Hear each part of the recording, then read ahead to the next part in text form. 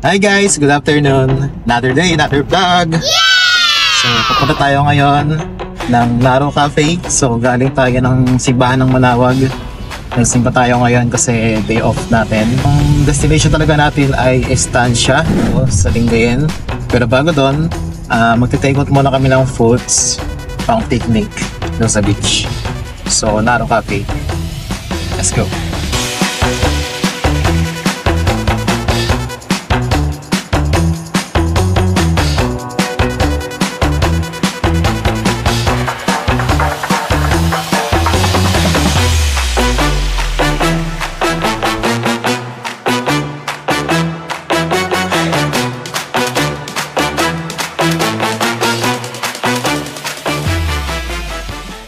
Hi guys, so we just arrived here in Naro Cafe.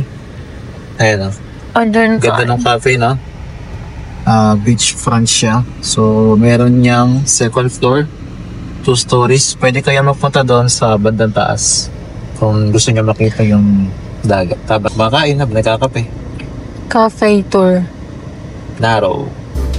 Naro ay isang Pangasinensian termino ng ibig sabihin ay iniirog o sinisinta.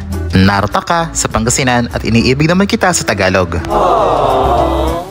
Isa ito sa mga sikat na cafe dito sa Lingayen na dinarayo rin dahil sa beachfront location ito at sa mga nakakahumali ng mga handicrafts na nakasabit at nakadisplay sa lobby itong cafe. Instagrammable? Sure! 100%!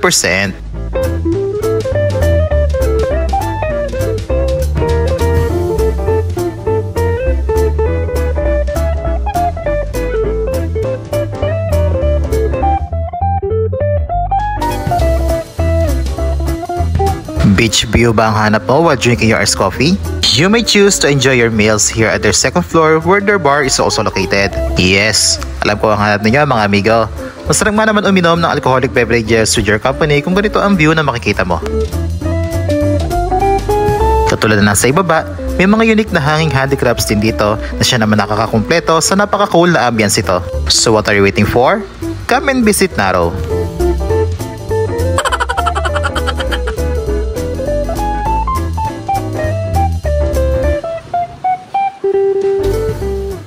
Ayun, kung nagpa-plan kayo na mag-Naro Cafe, medyo matagal yung serving time. Mga nasa 30 minutes plus yata kailangan yung hantayin para makuha ninyo yung foods niya. Ayun, gano'n katagal. Tapos, pasensya.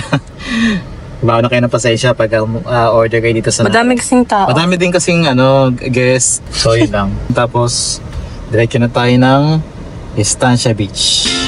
See you, Estancia.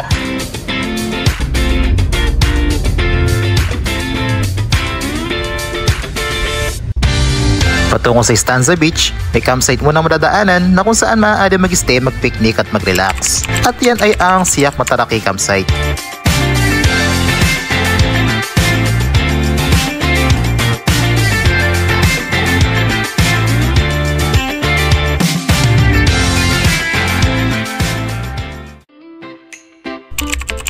Napaliligiran ito ng mga food stalls kung saan pwedeng mag-food trip ang mga turista. Iba't ibang comfort foods ang maaaring bilhin katulad ng milk teas and burgers, hot dogs and siomai, fruit shakes, pizza and shawarma.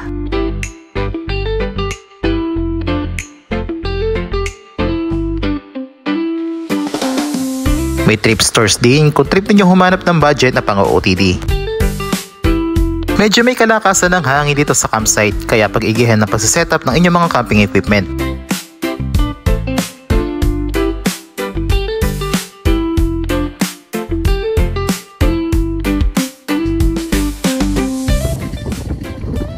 So, ito guys yung order natin sa Naro Cafe Division. So, may Thai fried chicken, Thai calabares, pasta, and flowers. Kain.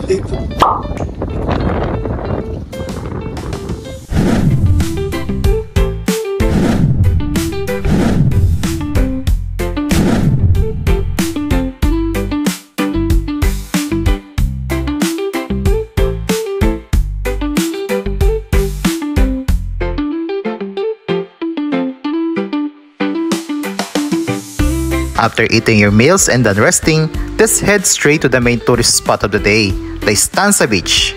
Let's go!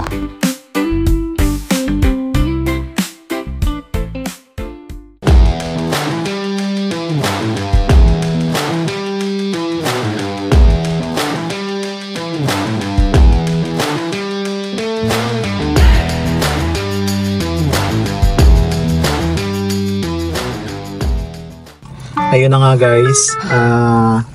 Hindi pwede si espresso dito sa stansya.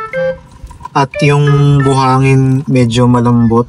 So ayoko rin namang isugal. Chance niya na makapunta dun sa beach. Kasi baka mamaya mabalaho, di na tayo makabalik dun. Lalakad. Mahirap na. So kung gusto nyo, yung mga naka-espresso, try nyo doon. Tapos kapag hindi kayo nakaahon, bahala na. Dito na kami sa beach mamaya. Dito na lang kami paparada. Medyo matigas kasi yung lupa dito. Mas safe. Pero kung adventurous kayo at gusto nyo yung may challenge kayo, hindi kayo pumarada sa mga cottage. Para di na kayo maglalakad papunta ng beach. So syempre, partner ng kape, kailangan may pastry. So, burnt cheesecake.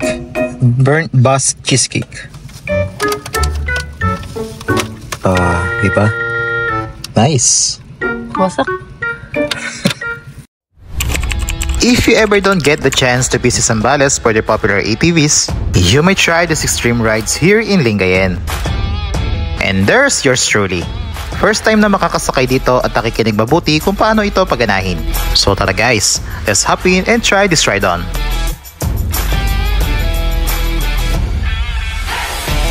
So it's really easy. For this one, which is a dune buggy, step on accelerator to go and step on brake to stop, and that's it. If you are ready, press the accelerator gently like stepping the gas pedal on your car and it will give you a smooth run.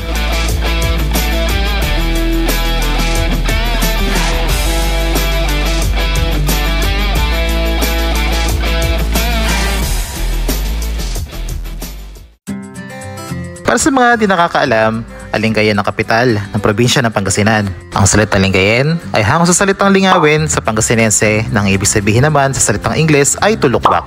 Maliban sa Lingayen Baywalk na kung saan tampok ang mga magagandang tanawin ng mga baybayin, ay marami pa maaaring bisitahin katulad ng Kasarial at ang Season Auditorium.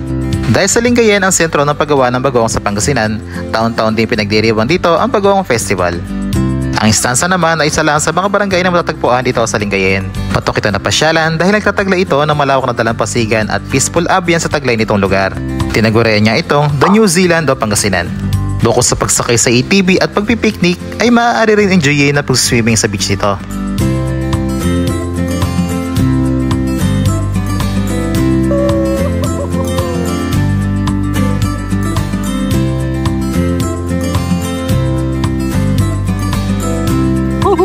Sarap! Kapag ATV!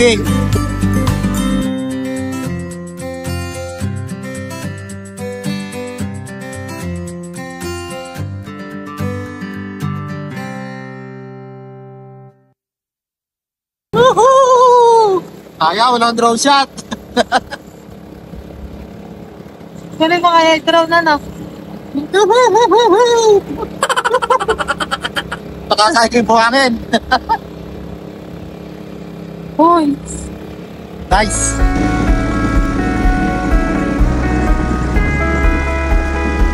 Go!